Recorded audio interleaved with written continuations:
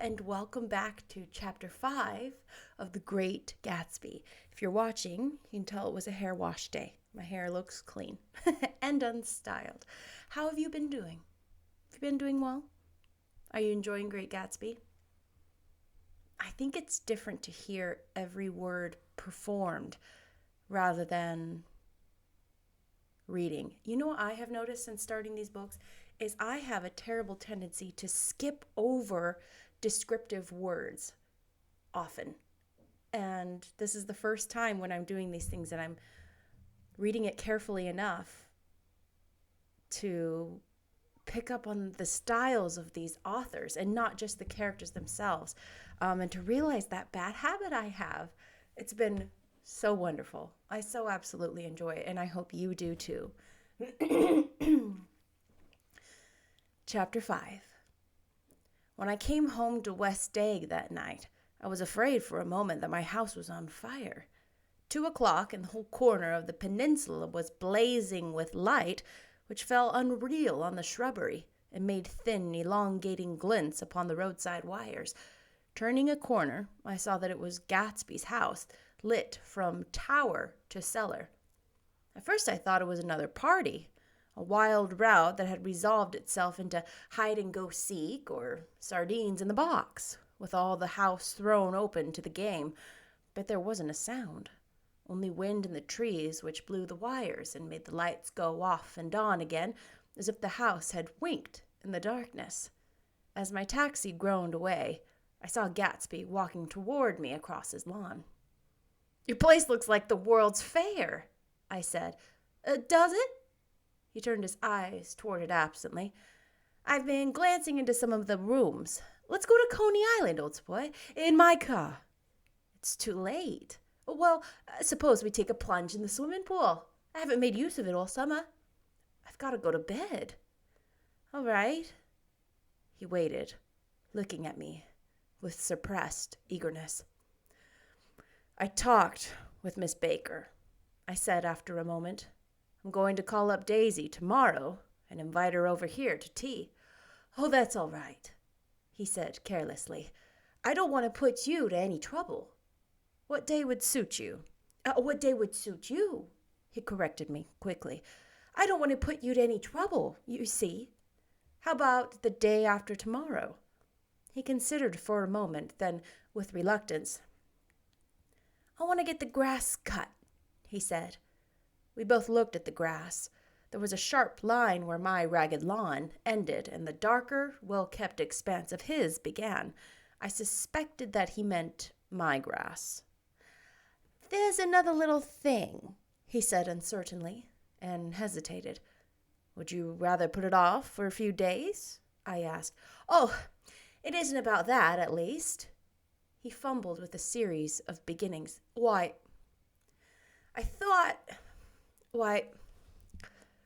look here, old sport. You don't make much money, do you?" "Not very much." This seemed to reassure him, and he continued more confidently. "I didn't think you did. If you'll pardon my... You see, I carry on a little business on the side, a sort of sideline, you understand, and I thought that if you didn't make very much money... You're selling bonds, aren't you, old sport?" "Trying to." "Well, this would interest you. It wouldn't take up much of your time, and you might pick up a nice bit of money. It happens to be a rather confidential sort of thing." I realize now that under different circumstances, that conversation might have been one of the crises of my life. But because the offer was obviously and tactlessly for a service to be rendered, I had no choice except to cut him off there. "I've got my hands full," I said. "I'm much obliged, but I couldn't take on any more work." "You wouldn't have to do any business with Wolfsheim." Evidently, he thought I was shying away from the connection mentioned at lunch, but I assured him he was wrong. He waited a moment longer, hoping I'd begin a conversation, but I was too absorbed to be responsive, so he went unwillingly home. The evening had made me lightheaded and happy.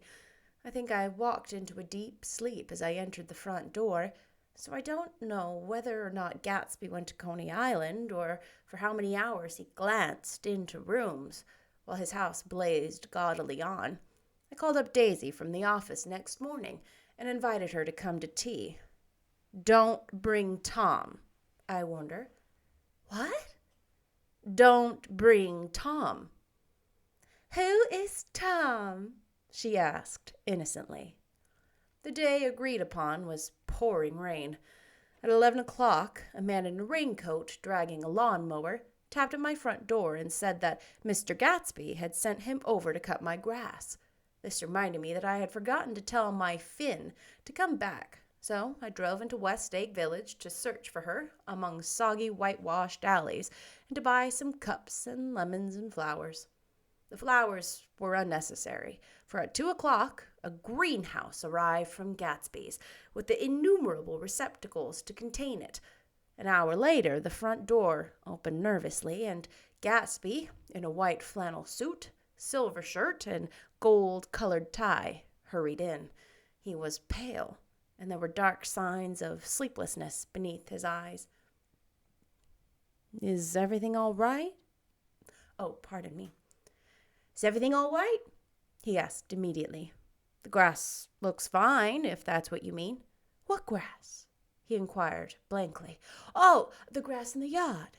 He looked out the window at it, but judging from his expression, I don't believe he saw a thing. Looks very good, he remarked vaguely. One of the papers said they thought the rain would stop at about 4. I think it was the Journal. Have you got everything you need in the shape of tea? I took him into the pantry, where he looked a little reproachfully at the Finn. Together, we scrutinized the 12 lemon cakes from the delicatessen shop. Will they do? I asked. Of course. They're fine. And he added hollowly, Old sport. The rain cooled about 3:30 to a damp mist through which occasional thin drops swam like dew. Gatsby looked with vacant eyes through a copy of Clay's Economics, starting at the finished tread that shook the kitchen floor and peering toward the bleared windows from time to time, as if a series of invisible but alarming happenings were taking place outside. Finally, he got up and informed me in an uncertain tone that he was going home. Why's that? Nobody's coming to tea. It's too late. He looked at his watch as if there was some pressing demand on his time elsewhere. I can't wait all day. Don't be silly. It's just 2 minutes to 4. He sat down, miserably, as if I had pushed him, and simultaneously there was the sound of a motor turning into my lane. We both jumped up. A little harrowed myself, I went out into the yard. Under the dripping bare lilac trees, a large open car was coming up the drive. It stopped. Daisy's face, tipped sideways beneath a 3-cornered lavender hat, looked out at me with a bright, ecstatic smile. Is this absolutely where you live, my dearest one? The exhilarating ripple of her voice was a wild tonic in the rain. I had to follow the sound of it for a moment, up and down with my ear alone, before any words came through. A damp streak of hair lay like a dash of blue paint across her cheek, and her hair was wet with glistening drops as I took it to help her from her car. Are you madly in love with me? She said low in my ear. Or why did I have to come alone? That's the secret of the Castle Rackrent. Tell your chauffeur to go far away and spend an hour. Come back in an hour, Freddie. Then, in a grave murmur, his name is Freddie. Does the gasoline affect his nose? I don't think so, she said innocently. Why? We went in. To my overwhelming surprise, the living room was deserted. Well, that's funny, I exclaimed. What's funny? She turned her head as there was a light, dignified knocking at the front door. I went out and opened it. Gatsby, pale as death, with his hands plunged like weights in his coat pockets, was standing in a puddle of water, glaring tragically into my eyes. With his hands still in his coat pockets, he stalked by me into the hall, turned sharply as if he were on a wire, and disappeared into the living room. It wasn't a bit funny. Aware of the loud beating of my own heart, I pulled the door against the increasing rain. For half a minute there wasn't a sound. Then, from the living room, I heard a sort of choking murmur and part of a laugh, followed by Daisy's voice on a clear artificial note. "I certainly am awfully glad to see you again." A pause. It endured horribly. I had nothing to do in the hall, so I went into the room. Gatsby, his hands still in his pockets, was reclining against the mantelpiece in a strained counterfeit of perfect ease, even of boredom. His head leaned back so far that it rested against the face of a defunct mantelpiece clock, and from this position his distraught eyes stared down at Daisy, who was sitting frightened but graceful on the edge of a stiff chair. We've met before," muttered Gatsby. His eyes glanced momentarily at me, and his lips parted with an abortive attempt at a laugh. Luckily, the clock took this moment to tilt dangerously at the pressure of his hand, whereupon he turned and caught it with trembling fingers and set it back in place. Then he sat down rigidly, his elbow on his arm of the sofa and his chin in his hand. "I'm sorry about the clock," he said.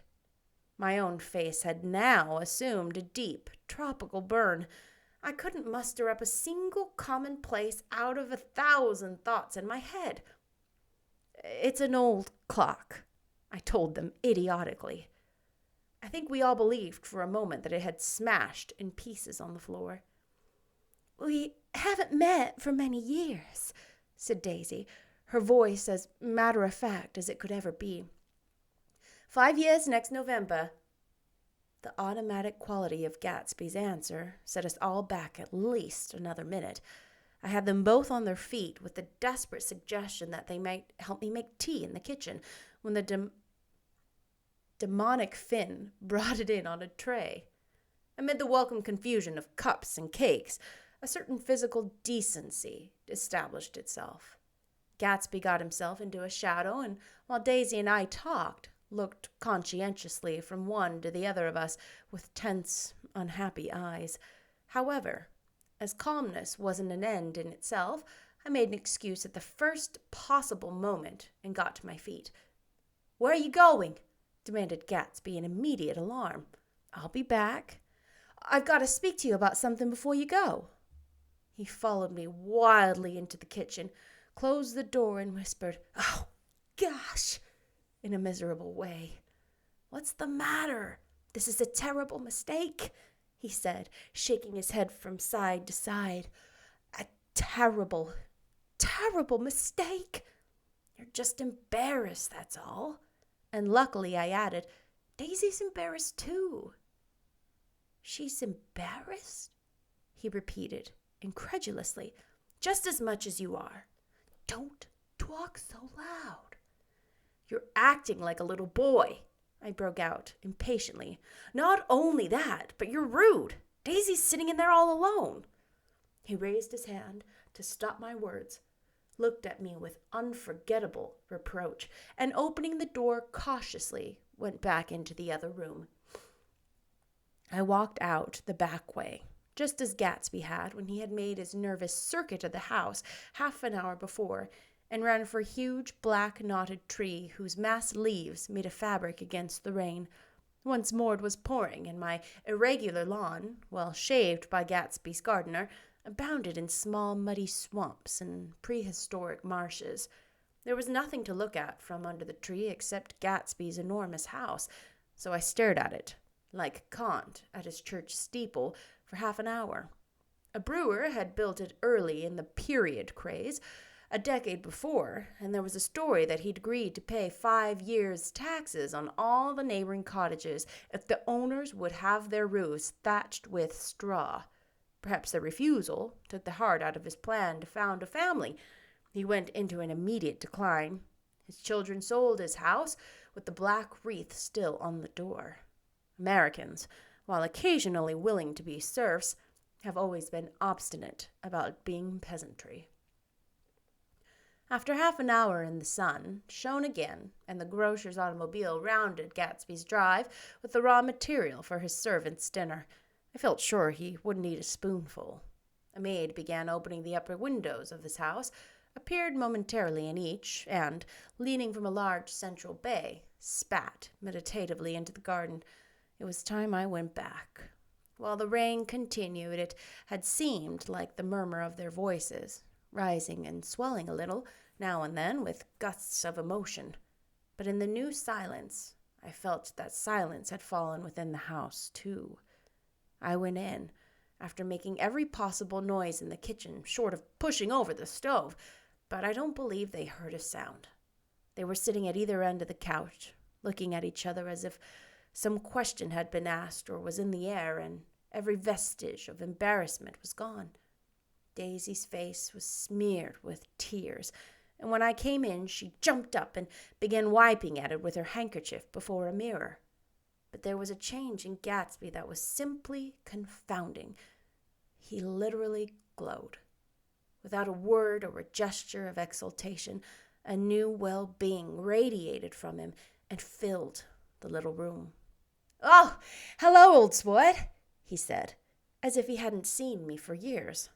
I thought for a moment he was going to shake hands. "It stopped raining." "Has it?"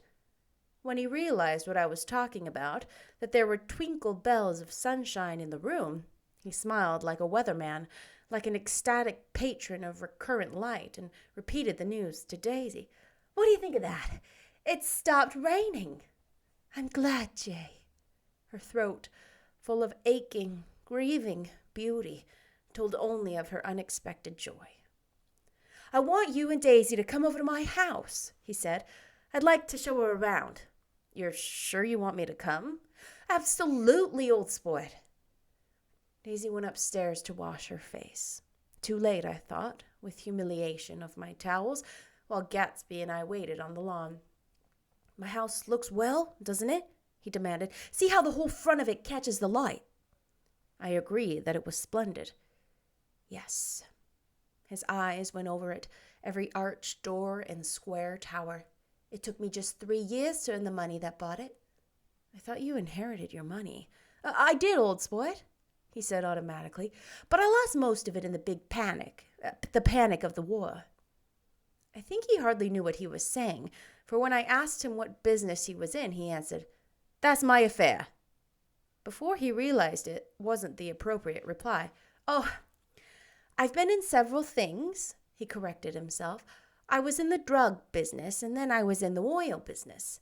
But I'm not in either one now." He looked at me with more attention. "Do you mean you've been thinking over what I proposed the other night?" Before I could answer, Daisy came out of the house, and 2 rows of brass buttons on her dress gleamed in the sunlight. "That huge place there?" she cried, pointing. "Do you like it?" "I love it, but I don't see how you can live there all alone." "I always keep it full of interesting people, night and day, people who do interesting things, celebrated people." Instead of taking the shortcut along the Sound, we went down the road and entered by the big postern. With enchanting murmurs, Daisy admired this aspect or that of the feudal silhouette against the sky, admired the gardens, the sparkling odor of jonquils and the frothy odor of hawthorn and plum blossoms and the pale gold odor of kiss me at the gate.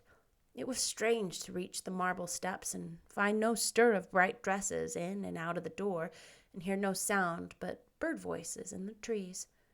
And inside, as we wandered through Marie Antoinette music rooms and Restoration saloons, I felt that there were guests concealed behind every couch and table, under orders to be breathlessly silent until we had passed through.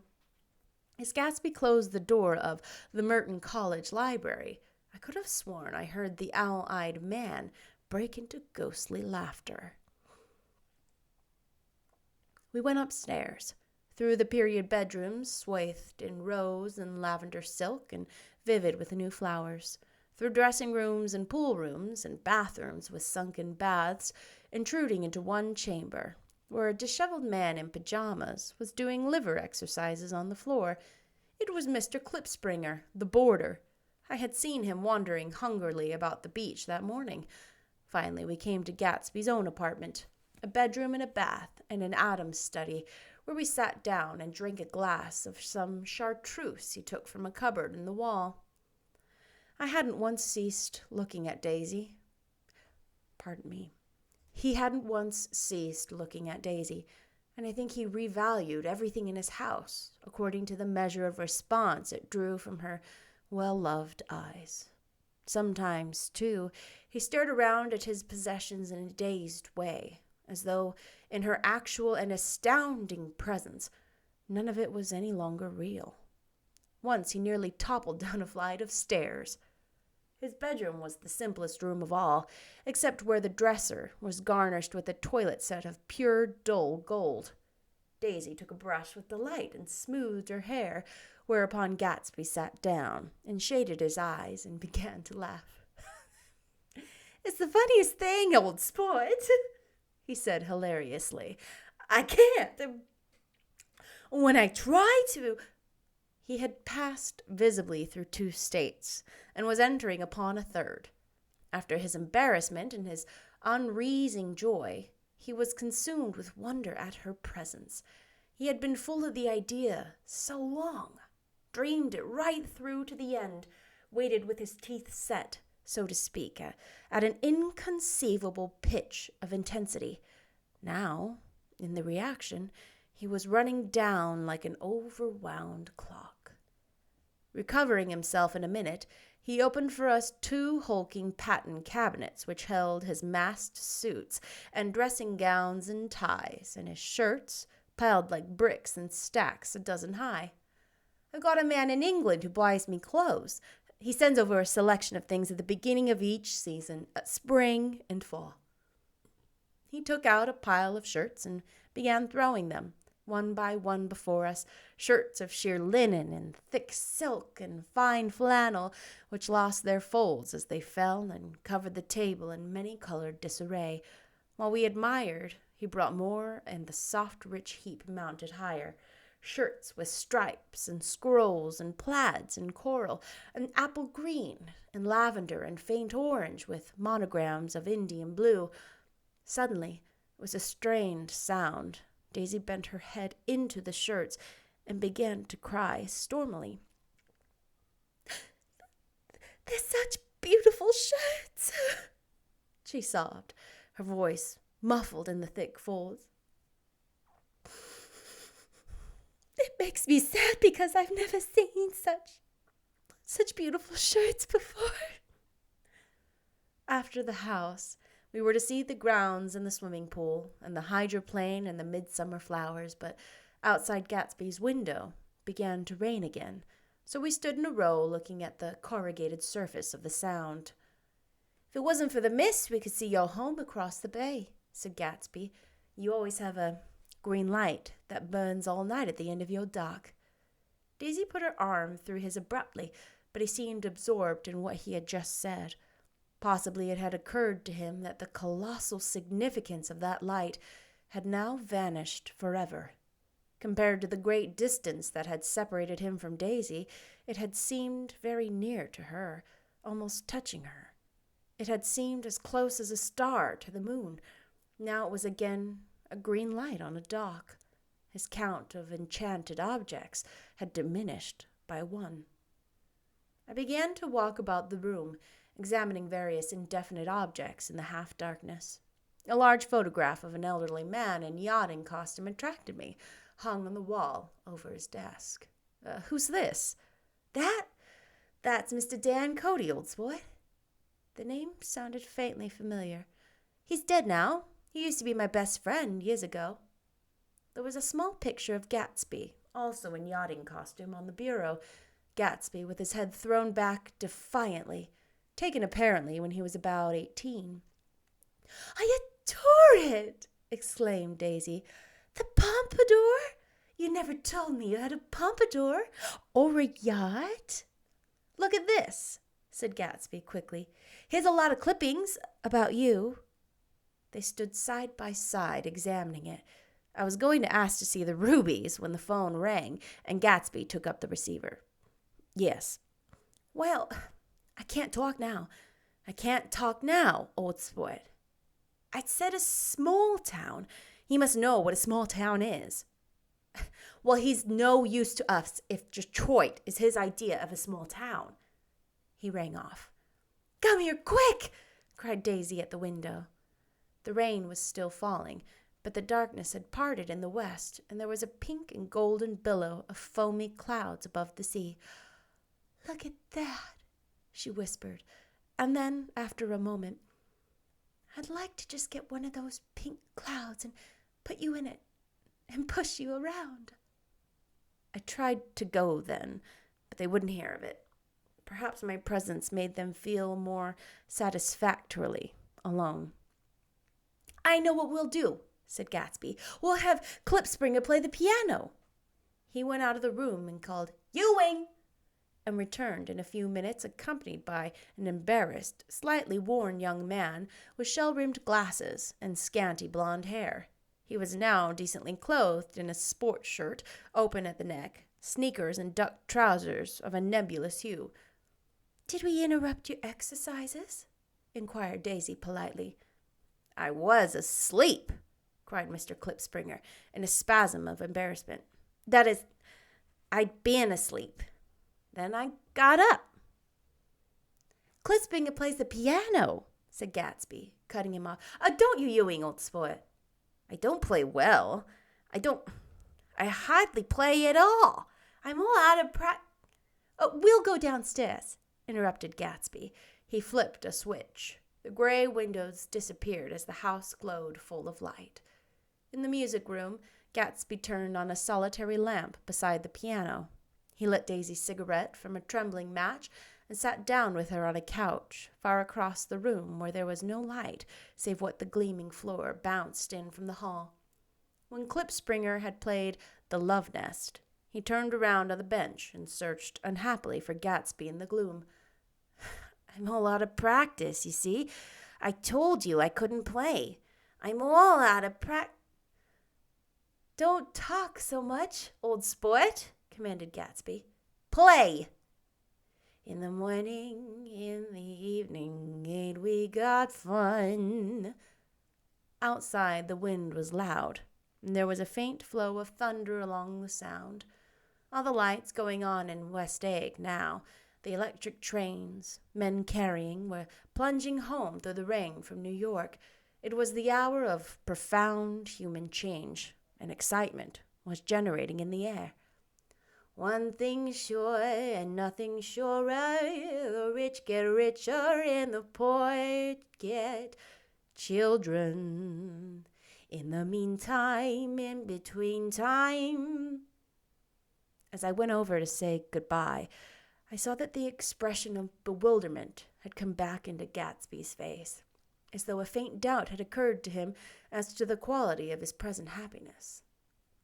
Almost 5 years! There must have been moments, even that afternoon, when Daisy tumbled short of his dreams, not through her own fault, but because of the colossal vitality of his illusion. He had gone beyond her, beyond everything. He had thrown himself into it with a creative passion, adding to it all the time, decking it out with every bright feather that drifted his way. No amount of fire or freshness can challenge what a man will store up in his ghostly heart. As I watched him, he adjusted himself a little, visibly. His hand took hold of hers, and as she said something low in his ear, he turned toward her with a rush of emotion. I think that voice held him most, with its fluctuating, feverish warmth, because it couldn't be overdreamed. That voice was a deathless song. They had forgotten me, but Daisy glanced up and held out her hand. Gatsby didn't know me now at all. I looked once more at them, and they looked back at me, remotely, possessed by intense life. Then I went out of the living room and down the marble steps into the rain, leaving them there together. Oh, that's the end of chapter 5. I love the descriptions that they have of this poised, man, just being so overwhelmed and out of his depth and uncomfortable because something that he had built up in his mind and anticipated, imagined for 5 years was coming to this moment. And it was everything this man has done in his life was dedicated to this moment, to meeting her, impressing her. Oh man, and she had no idea that that was what he was doing. I hope you enjoyed. Crazily enough, we are, I think, more than halfway through. Isn't that bananas? About halfway through, I should say. Oh, I'll see you next time with chapter 6. Bye-bye.